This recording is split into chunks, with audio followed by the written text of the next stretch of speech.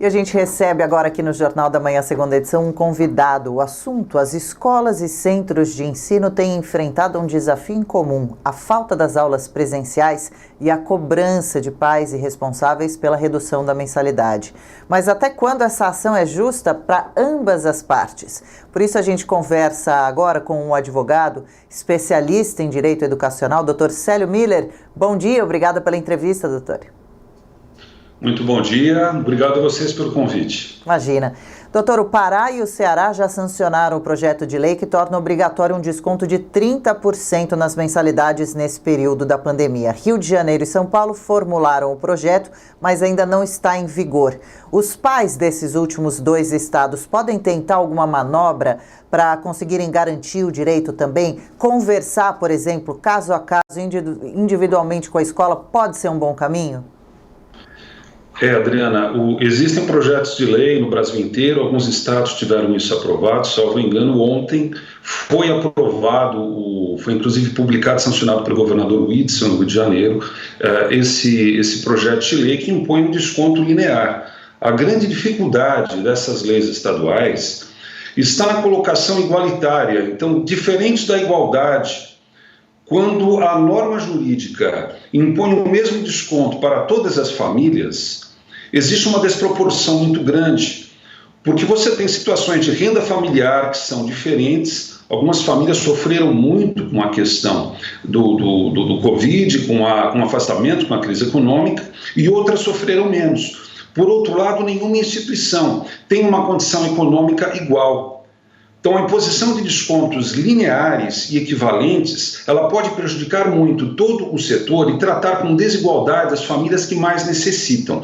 Nós somos contra essa natureza de norma. Agora, é claro que a negociação, mais do que uma obrigação legal, acaba sendo uma obrigação de mercado, porque as instituições de ensino atendem um público que está abalado financeiramente. Se houver flexibilidade para fechamento de acordos individuais, observando a necessidade, observando a regularidade de cada família, de cada aluno, a situação tende a ser diferenciada e aqueles que têm mais necessidade poderão ter mais benefícios.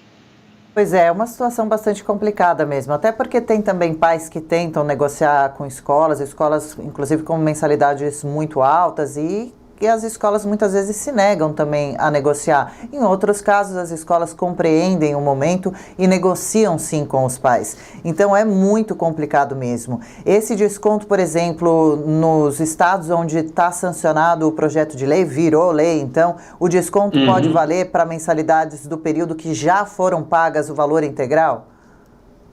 Não são as mensalidades que já foram pagas. Em alguns projetos há disposições a respeito, só que se utilizou por algum motivo o número de 30%. É bastante raro escolas particulares, bastante raro mesmo, terem 30% de margem de lucro que possam dispor.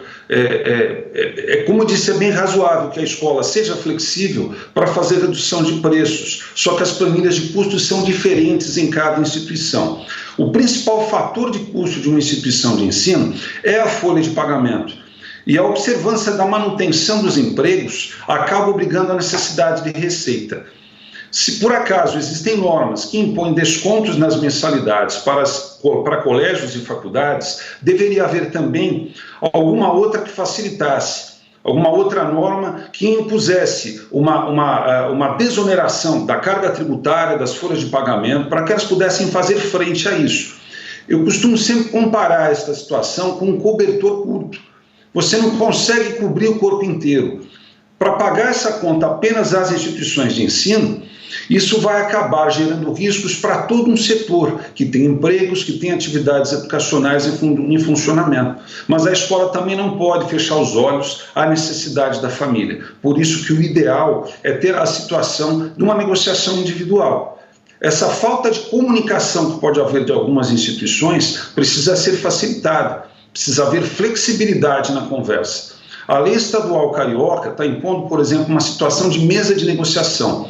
Diferente de uma imposição legal, cada escola já deveria ter esse acesso, essa facilidade para observar as necessidades individuais. Claro, claro. Por isso também eu gostaria de falar um pouquinho sobre o lado da escola. Será que seria possível para essas instituições se manterem seus funcionários, mesmo com descontos impostos pela lei? O nosso atendimento jurídico às escolas, que já é de muitos anos, tem notado gradativamente uma redução da margem de lucro nos colégios e nas faculdades, devido a diversos fatores: excesso de concorrência, empobrecimento da população, mudança de perfil de atendimento. Então, a escola particular normalmente não tem uma grande margem de lucro. Há grupos educacionais que têm melhores condições, têm mais reservas em caixa, há escolas que estão melhores estruturadas, mas a maior parte deste mercado é feito por pequenas empresas, por empresas familiares que cresceram devido à qualidade do ensino em sala de aula, mas falta capital, falta crédito. Então, a sobrevivência desse setor acaba envolvendo a necessidade da concessão de crédito e de políticas que permitam a continuidade. O setor de ensino privado, ele supre uma lacuna muito importante. E o fechamento de escolas que a gente já tem percebido nas últimas semanas, algumas escolas que simplesmente não suportaram a situação e já avisaram que vão fechar as portas. Esse fechamento das escolas vai acarretar naturalmente uma absorção desse alunado pelo ensino público, que pode não ter vagas e nem capacidade para isso. Esse é o problema. Há necessidade de haver uma distribuição desta carga. É natural que a escola vai ter algumas perdas. Ela vai acabar sendo não por lei, mas pelo mercado, sendo obrigada ao tratamento de descontos. Mas a escola particular, ela precisa ser recuperada, ela precisa sobreviver diante desse meio para poder fazer frente a essa necessidade. E muito bem observado também no caso das escolas particulares fechadas acabarem sobrecarregando as escolas públicas. E também a gente está falando de escolas, mas tem casos em universidades também, com matrículas bastante altas, né? E alunos e pais de estudantes que perderam o emprego durante a pandemia e que, nesse caso, podem tentar algum tipo de negociação, um desconto ainda maior, quem sabe? Podem e devem tentar negociação. A diferença está na imposição. Nós temos percebido a situação em que a exigência de um desconto linear de 30% não gera esse suporte para a instituição de ensino. Mas cada família que tiver necessidade, aplicar e demonstrar essa necessidade, demonstrar sua característica, e a instituição de ensino tiver a paciência de realizar essa análise individual, aqueles que estão numa situação de continuidade de renda familiar não teriam desconto. Quando nós temos uma lei, como diversas dessas estaduais estão impondo, todos os alunos, mesmo aqueles que não têm necessidade, terão um desconto impositivo de 30%. As escolas particulares têm custos que não consideram suprir com isso. Mas se for direcionado um desconto, talvez de 20%, de 30%, talvez de 10%, conforme a necessidade, para aquelas famílias que mais precisam, porque realmente estão endividadas, a condição de suporte vai ser mais facilitada durante esse período. E também queremos lembrar que agora nós estamos num momento que é de calamidade pública. Então, o mal-estar gerado, que está acarretando muita insatisfação, está na figura do ensino à distância. O ensino superior já estava preparado para isso, já tem uma cultura, já de muitos anos, de muitas atividades à distância. Mas o ensino básico não. E a única forma em que houve a continuidade, desde até do ensino infantil, por incrível que pareça, a criança não alfabetizada, ela também está recebendo atividades à distância. Mas isso não é uma imposição da instituição, acaba sendo uma imposição da Covid, do estado de calamidade pública, para a preservação dos protocolos de saúde e para que as crianças não corram risco e não tragam também o risco do vírus para as famílias. Diferente de ser uma vontade da instituição, desde o infantil até a graduação, isso acaba sendo uma imposição da própria pandemia. E essa insatisfação precisa ser suprida com o ensino à distância, que é a única possibilidade. As famílias têm reclamado muito, em todos os níveis de ensino, sobre o ensino à distância, como se o serviço não estivesse sendo prestado. Ele está, mas sob um outro formato. Isso é o chamado fator de força maior, que também está previsto na lei e que atinge a todos, indistintamente como vítimas. Certo. E doutor, falando um pouquinho mais sobre o lado das escolas, uma vez que as leis começam agora a ser criadas em diversos estados, impondo a obrigatoriedade do desconto e também o valor do desconto, as escolas também, assim como os pais, podem entrar na justiça, podem questionar essa lei. A escola, uma vez, inclusive, que se a escola não cumprir a lei em vigor, ela pode sofrer penalidades, não? É fato. É fato que a escola pode sofrer penalidades se não cumprir a lei. Também é fato que a negociação ela é enfatizada. A judicialização ela pode ocorrer, só que a judicialização pode ser demorada, ela pode trazer um peso maior tanto para as famílias quanto pelas escolas. Neste momento, o fator de conciliação vai ajudar muito a dirimir conflitos, com troca de comunicações, com informação concreta a respeito das dificuldades de parte a parte. Precisa ficar claro que ninguém é culpado dessa história. As escolas não podem culpar os pais e elas estão com uma inadimplência pesada, prejudicando o fluxo de caixa. E as famílias, os alunos da graduação, as famílias dos alunos do ensino básico, também não podem culpar a escola por esse momento que está sendo vivido. Há necessidade de um consenso, há necessidade de se dirimir os conflitos por meio, sim, da conciliação. Em não havendo essa conciliação, existem os órgãos de proteção do consumidor que podem intermediar e existe o Poder Judiciário. Só que a tendência é de haver uma demora maior, uma dificuldade maior se houver essa questão de judicialização. Mas é sempre uma possibilidade, é sempre um fator a ser tomado. As escolas que não estão satisfeitas diante da realidade de um desconto impositivo pelas leis estaduais, elas podem recorrer ao Judiciário. Já existe previsão, já existem precedentes pelo Supremo Tribunal Federal de que mensalidades escolares é matéria que só poderia ser legislada pela União Federal. Essas declarações poderiam ser contestadas. As leis estaduais elas têm validade a partir do momento da sanção pelo governador de cada estado, mas isso pode ser discutido em esfera federal enquanto não houver uma lei aprovada pelo Congresso Nacional e sancionada pela Presidência da República. É um movimento bastante extenso e bastante complexo, e no meio do caminho estão os alunos, estão as famílias, com todas as dificuldades econômicas e com todas as carências que naturalmente a aprendizagem nesse momento acarreta. É um momento mais do que buscar judicialização, que se deve buscar a resolução dos conflitos por meio de conciliação, por meio de negociação. É isso que essa nossa conversa aqui tenta trazer realmente, tentar evitar o âmbito judiciário e tentar negociar individualmente. Assim como, doutor, por exemplo, a gente chegou à conclusão aqui, claro que o desconto não deveria ser o mesmo para todos no país, ele poderia ser negociado caso a caso. Da mesma forma, essa regulamentação deveria acontecer em âmbito nacional ou estadual, porque fica muito complicado mesmo igualar essa negociação para todos, hein?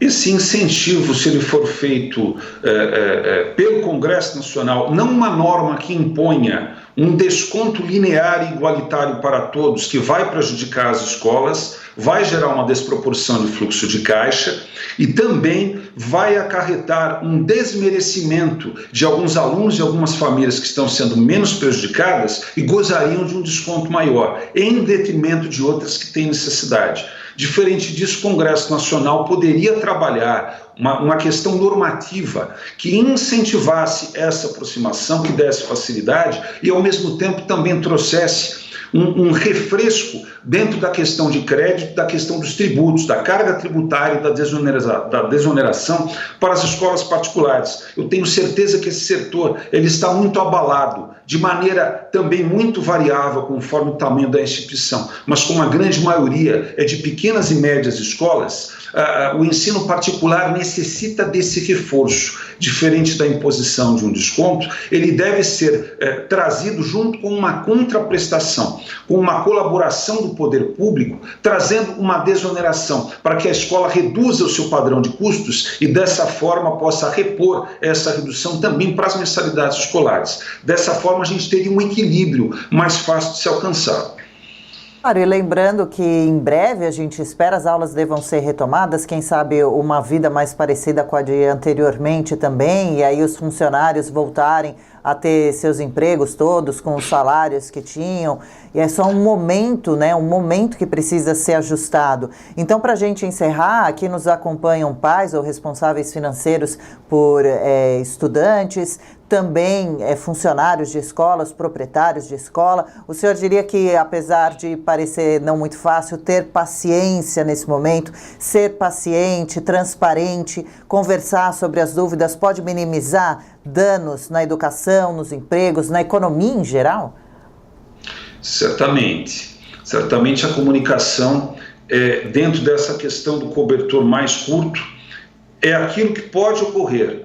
A gente tem percebido muita intransigência por parte dos dois lados, além da imposição que vem de leis que não estão olhando o lado das escolas, não estão olhando a diferença de necessidade das famílias, também está havendo falta de diálogo. A forma de comunicação, hoje as escolas elas utilizam muito plataformas tecnológicas, agendas digitais, não há necessidade da presença, até porque hoje a maior parte está com as portas fechadas e os protocolos sanitários não indicam a validade de uma reunião pessoal. As reuniões individuais, o uso de plataformas de agendas digitais e o próprio e-mail servem muito bem como forma de comunicação digital para se chegar a um equilíbrio nessas relações. Nós estamos falando em relações de consumo. Aqui no estado de São Paulo, o PROCON aqui da capital, ele tem feito um trabalho que, de certa forma, está trazendo essa flexibilidade. Houve um mal-estar inicial, porque o PROCON de São Paulo veio impor descontos, mas ele teve o bom senso de não impor descontos lineares.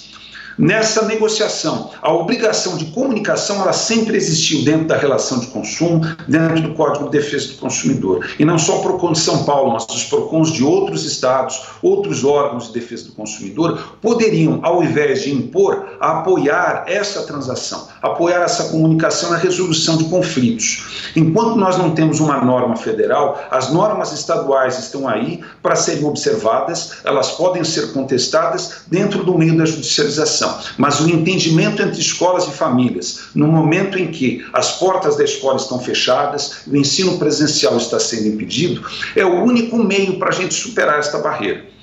Quando for permitido o retorno às aulas, algumas poucas escolas no Brasil já estão reativando com permissão municipal precária. Isso deve acontecer já nas próximas semanas. Esse retorno não será o mesmo. Muita gente está falando que vai haver um novo normal. É praticamente certo que não vai haver o retorno às aulas de todos os alunos ao mesmo tempo. Cada estado, cada prefeitura deve escalonar, de acordo com as necessidades e com a estrutura local, essas diferenças. Poderá haver rodízio de alunos, a tendência é de haver durante um tempo o ensino híbrido. As famílias têm que estar preparadas para isso e a comunicação das escolas também, para as explicações e as orientações às famílias a respeito dessa condição. Esse é um problema que todos nós somos vítimas, esse é o recado, mas o principal é de chegarmos a uma conciliação para superar esse momento e retomarmos o crescimento do país, da educação, da economia familiar, da economia do país como um todo. Perfeito, doutor. É hora realmente de se readaptar, de tentar negociar, de ter paciência uns com os outros, para que as resoluções sejam as melhores, menos dolorosas para ambos os lados, já que o cobertor realmente é curto. Doutor Célio Müller, advogado especialista em Direito Educacional, muito obrigado pelos esclarecimentos. Boa sexta-feira e até uma próxima. Muito obrigado, Adriana. Muito obrigado à Jovem Pan e a todos os espectadores. Valeu, um abraço.